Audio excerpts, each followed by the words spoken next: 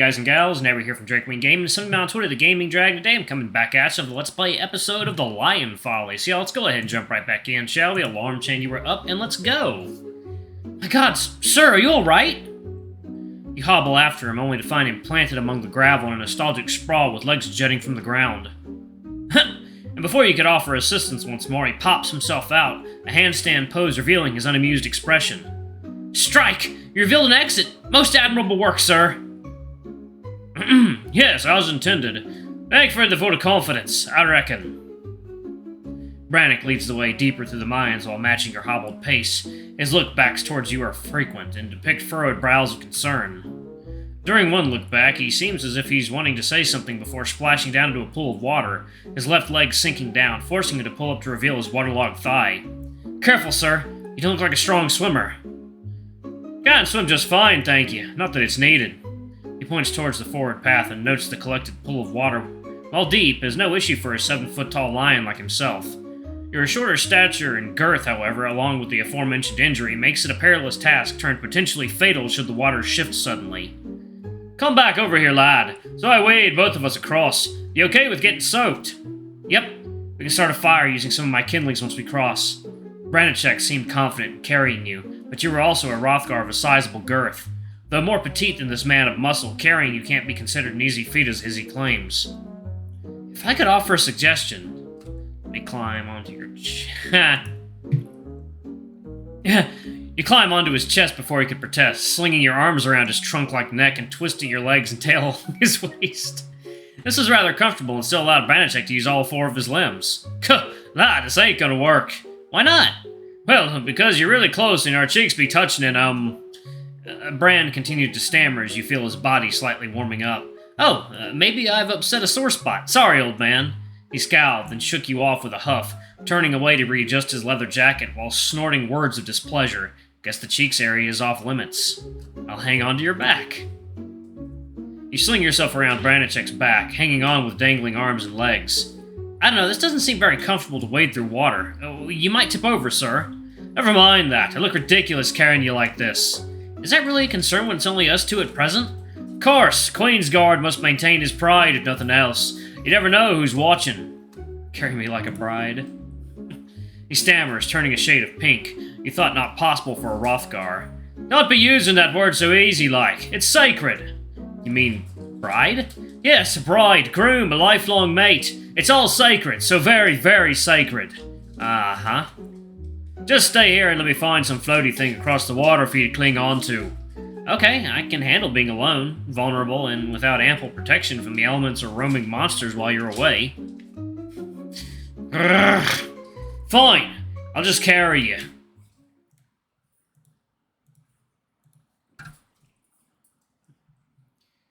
Alright. Branicek scoops you up with a grunt, firm but gentle. His large paws lock around the back of your legs, the back and legs of your more delicate frame with a delicate grip.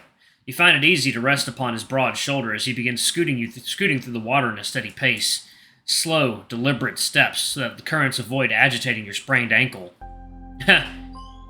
Close as you are, you notice the beating in his chest, rhythmically pounding strong and sturdy, much like the man who begins to take careful and deliberate steps into the water. While I'm doing this, keep me locking in your paw, not the waters. That way you don't go hugging me. He jostles his neck so the necklace slaps against your paw as you clumsily catch it. It was a square locket made of some type of aged metal. Neither grand or ostentatious, it reflects dully along the surface of the water. Oh, what's in it? May I have a peek? I don't see why not, just be careful. You delicately unlatch the locket as it slowly creaks open. Protected by a clear glass panel was the image of the image was a photo. The man looked like a younger version of Branicek, holding a Hrothgar child. That's my niece. Oh, she's much taller now, more imposing. Cared for as much as my own after her parents are gone. That deep, gravelly voice was more like a distant wave as he spoke with softened words. He snuggles you closer to gaze at the picture, eyes beaming with pride. You know, she's our queen now. Damn proud of her for taking the mantle, but even then, I've always been looking out for her and always will. So, why are you here instead of home? Is it related to your super secret mission? Well, yeah, I'm to look for someone or something. But even I don't get what she's asking or why she asked me. Well, she obviously trusts you, and I can understand why. You glow with strength, courage, and dependability, proven alone by your act of rescue. I've never felt more at ease by placing my life in your care. Branicek suddenly staggers, jostling about in a struggle to prevent both of you from being tossed underwater. His face was positively flustered. Sir Branicek, are you alright? Should we turn back? No, it's just... Dad, I'm a Grey and Rothgar. The things you say are... The rhythmic pounding in his chest beats faster, hotter. You feel the warmth enveloping you even within the murky waters. It's better safe for someone worthy. I'm just an old guard sent on a fool's errand. Maybe not meant to return at all. The trudging continues in silence. Despite your attempts, the words only dance upon your tongue before dissolving. There was no reprieve you could offer, only pity. Reaching the edge, Branicek places you on the ground, safe and secured, though you're both left soaked to the bone. Kindling would be good right about now. Achoo! He's shivering as you are, yet eager to play your part. You scavenge for some of the scattered twigs hidden in your scrungly little pockets. One moment, sir. I just need to find a flint for sparking in. Aha!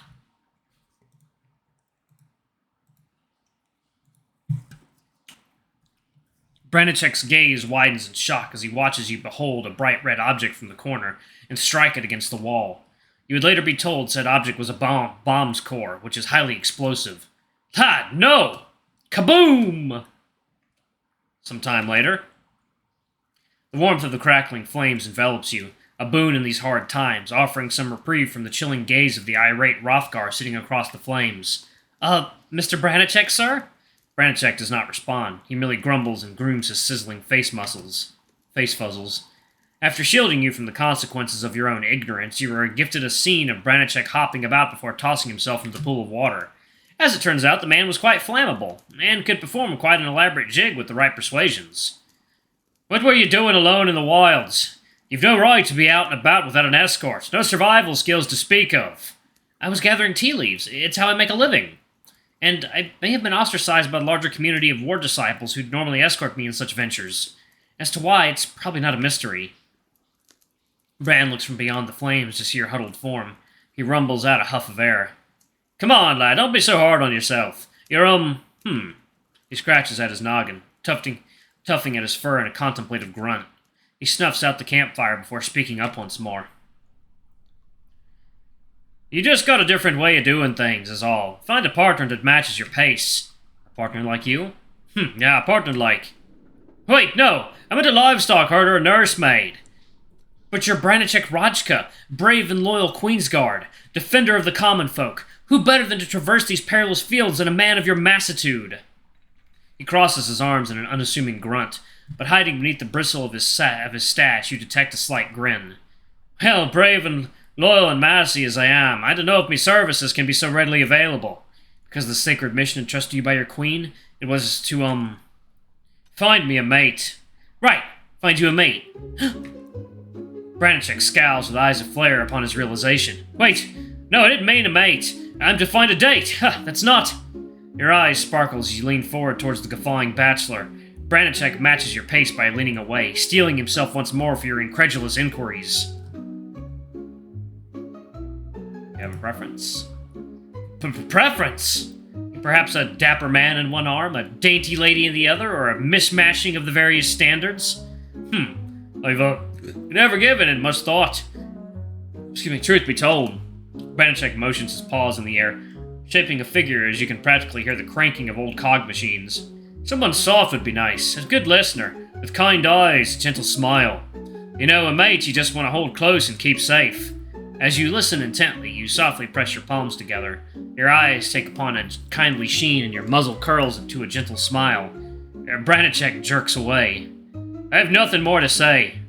Finding your own mate seems like an odd command. That's what I'm thinking. Why send your loyal guard to some unqueenly land for a flight of fancy? I know exactly why. You do? Obviously, your queen thinks only someone from these wild and untamed lands can match your raw charisma. Raw charisma? You've got this whole mysterious lion man thing going on. Mysterious? I ain't mysterious, I'm just doing my job. Exactly. That's what makes you so intriguing. You're like a big, muscled enigma of a puzzle. Second, y'all. Water time. Alrighty, y'all. We're gonna jump back in. Okay. Making me sound like some kind of fancy dessert. Only because you're sweet enough to be one. Alright, that's enough out of you. Branicek turns his massive frame much quicker than a man of his girth could suggest. Enough with your senseless blabbering. Get up, get going, so you can finally get out of me fur. He stomps on ahead like a minotaur escaping a labyrinth. The echoes of his grumbles emboldens you, lifting you up to follow with a skip in your limping boots. Yes, sir. The trek continues down the cavernous mines in search of an exit. As you reach higher elevations, you begin to notice an uncomfortable warmth surrounding the area. Branicek also seems aware, judging from the beads of sweat and fanning of his maw. These blasted lands always so warm. Yes, but this is quite extreme, even for these desert climbs. Turning the corner, you're both greeted with a gout of fire that engulfs Branicek. Luckily for you, his large frame blocked most of the heat from reaching you. Hot, hot, hot, hot! Go! What in blazes is going on in here? That's exactly what's going on. I spy a cindering scaleskin sleeping on those pile of coals. Peeking from behind Branicek's protective thighs, you motion towards the offender in question. A rather massive lizard creature wreathed in flames can be seen in a satisfying snuggle. The coals serving as the bed for this behemoth pulsates with intense heat. Stay back, lad, and let me show you how a gunblader wrestles. You watch as Branicek scratches at his back, clearly devoid of any weapons for gunning or blading. Oh, yeah! I thought you looked a little naked for a while now. You don't have your gunblade. How do you even remember that scene? You weren't even there. He turns to you, growling an air of annoyance. Got a weapon on you. Just this, sir. You present to Branicek your trustworthy hatchet, a rugged thing that's seen its fair share of slaying many a flora. It barely fits in Branicek's massive paws. Never mind. We're changing up strategies. Branicek proceeds to casually strip off his leather jacket, then his shirt, and hands it towards you. Can't have you blasted by flames or suit on me watch. Quickly now, cover yourself and get ready to crawl. That beast is a lit fuse. You feel the warm, slightly charred offerings in your paws, but despite their comforting presence, your knees turn to jelly. Sir Branicek, I can't move. Lad! He quickly hunches towards you, taking your paw, checking your pulse. Lad, stay with me. Don't tell me it's a heat stroke. Your muzzle was flushed and certainly giving off a bit of heat, but not for the reasons Branicek might suggest. Oh, God. You couldn't possibly confess what made you buckle was not the flames, but the presence of the sculpted musculature of a Hrothgar right before you. Alright, I'm going to pause it right there, y'all. Alright, thank y'all so much for watching. Don't forget to like, comment, subscribe, ring that notification bell, and check out our Patreon if you can. It always helps. Before I go, I'm going to have a quick shout-out to all of our lovely patrons. Thank y'all for everything you do for the channel. We greatly appreciate your support. Anyway, I love you all, and I'll see y'all in the next video. Bye-bye!